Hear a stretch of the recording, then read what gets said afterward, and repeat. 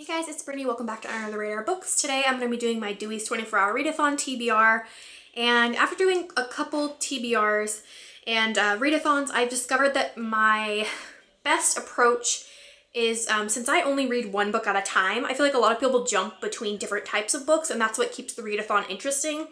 But I only read one book at a time, and so I decided that for Dewey's, I'm going to try this for the first time and do all really short books from all different types of genres, so that when I complete one, I can jump into another type of story. And I have definitely more than I'm going to be able to read, but I thought I would just have lots of options.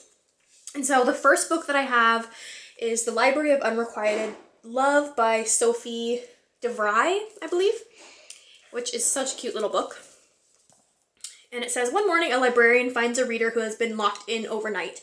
She begins to talk to him, a one-way conversation full of sharp insight and quiet outrage. As she rails against snobbish senior colleagues and ungrateful and ignorant public, the strictures of the Dewey Decimal System and the sinister expansionist conspiracies of the books themselves, two sentiments prevail: her unrequited passion for a researcher named Martin, and an ardent and absolute love for the arts, a delightful diversion for the discerning bookworm. So it sounds really fun. I like books about books, and so this seems like a really great one. Next on the TBR, I have A Month in the Country, and this is by J.L. Carr. This would be classic section. It's really short, but I know that it follows a man who is repairing, I think like stained glass windows in a church, and it follows his experience there out in this small town and kind of what goes on there, and it just sounds really interesting. I remember hearing on a podcast that this was a really great book, and so I'm really excited to give it a try, and I think a classic might be fun during the readathon for a different change of pace. Next up, I know I will get to this one. This might be the first one that I pick up. It's The Beauty by Alia Whiteley. I've talked about this many times. Jen and Jean have both read this and said that it's very disturbing and very odd, very creepy. It involves a world where all the women die and then a weird fungus starts growing out of them and it kind of starts, I think, killing people or something. It just sounds really creepy, and I definitely need to see what it's all about. Next up is a book that I saw on Acacia Ives' channel, which I absolutely adore. I adore her so much. She's just such a wonderful person, and she has great taste in books. I love watching all of her channel, all of her videos, and so if you haven't subscribed to Acacia, please go check her out. I will link her channel down below. This is called Aesop's Secret by Claudia White, and this is the cutest little book. It's a really small little dinky hardback, and it says, Melinda Hutton is not a normal 10-year-old girl whose life is ordinary, even boring, until the day she turns into a horse. She and her older brother Felix are baffled when their parents reveal that their family belongs to an ancient race of shapeshifters who have the power to transform into any animal they wish. So this sounds super interesting. It's a really small little series. I think it has 3 or 4 books in the series, so I'm really excited to check it out and probably read the rest of the series as well. Next up, I have The Grown-Up by Gillian Flynn, and this is the author of Gone Girl. This is a really small little novella. It's actually a ghost story, and so I'm really excited to read that. I love ghost stories, so I'm interested to see what she does with it. Next is a book called Disquiet by Julia Lee. I heard about this from Liberty on Book Riot.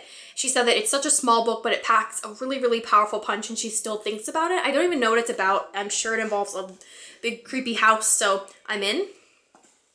Next, I have a poetry collection. This is Sylvia Plath poems that have been selected by Ted Hughes, and I haven't read any of Sylvia Plath's poetry. I've only read The Bell Jar, so I'm really interested to see what her poems are like and if I enjoy them. Next up is a book that I heard about on Jen's channel. It is The Stranger Next Door, and this is by Amelia Northam, and this actually is out of print, and so I finally found a decent copy. I was so excited. It is kind of like a thriller, I think.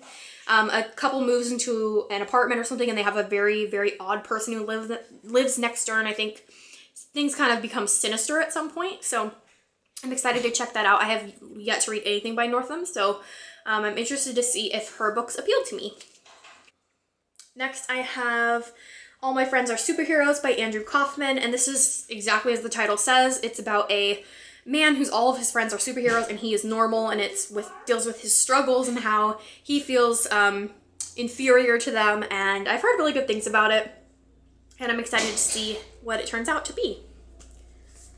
Next is A Room of One's Own by Virginia Woolf. This is the selection for Feminist Orchestra this month, and so I really want to get to this one as well.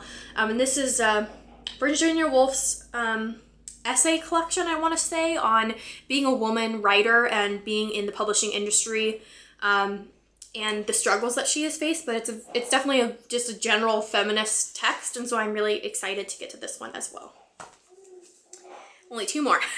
Next one, I have The Victorian Chase Lounge by Margarita Lasky, and this is a one of the few sci-fi selections that Persephone has done, and it is about a woman who falls asleep on a chase lounge. She wakes up in the past, so it's a time travel novel. It's nice and short, and I'm really excited.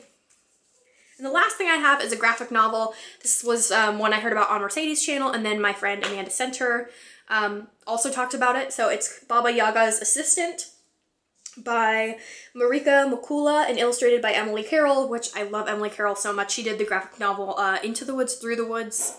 I can't remember what the title is, but I adore that graphic novel. It's probably my favorite of all time.